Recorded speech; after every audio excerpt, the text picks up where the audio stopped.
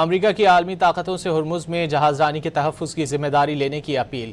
امریکی وزیر خارجہ مارکو روبیو کا کہنا ہے کہ ایران علاقائی تنازع میں آبنائے ہرمز کو بطور ہتھیار استعمال کر رہا ہے۔ انہوں نے دیگر ممالک پر زور دیا ہے کہ وہ عالمی جہازرانی کے تحفظ کے لیے مزید اقدامات کریں۔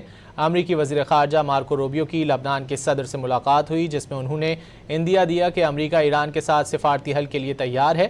اس کا اردو ترجمہ درج ذیل ہے۔ آج لبنانی صدر اون سے ملاقات ہوئی۔ میں نے ان کی ہمت اور ان کی حکومت کی جانب سے اپنے ملک کو واپس سنبھالنے اور امن کی طرف پیش رفت کی کوششوں کو سراہا ہے۔ ہم نے سیفریقی فریم ورک کے حوالے کے نفاذ پر بات چیت کی ہے۔ امریکہ کی عالمی طاقتوں سے ہرمز میں جہازرانی کے تحفظ کی ذمہ داری لینے کی اپیل۔ امریکی وزیر خارجہ مارکو روبیو کا کہنا ہے کہ ایران علاقائی تنازع میں آبنائے ہرمز کو بطور ہتھیار استعمال کر رہا ہے۔ انہوں نے دیگر ممالک پر زور دیا ہے کہ وہ عالمی جہازرانی کے تحفظ کے لیے مزید اقدامات کریں۔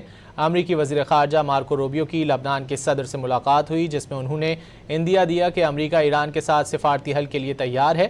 اس کا اردو ترجمہ درج ذیل ہے۔ آج لبنانی صدر اون سے ملاقات ہوئی۔ میں نے ان کی ہمت اور ان کی حکومت کی جانب سے اپنے ملک کو واپس سنبھالنے اور امن کی طرف پیش رفت کی کوششوں کو سراہا ہے۔ ہم نے سیفریقی فریم ورک کے حوالے کے نفاذ پر بات چیت کی ہے۔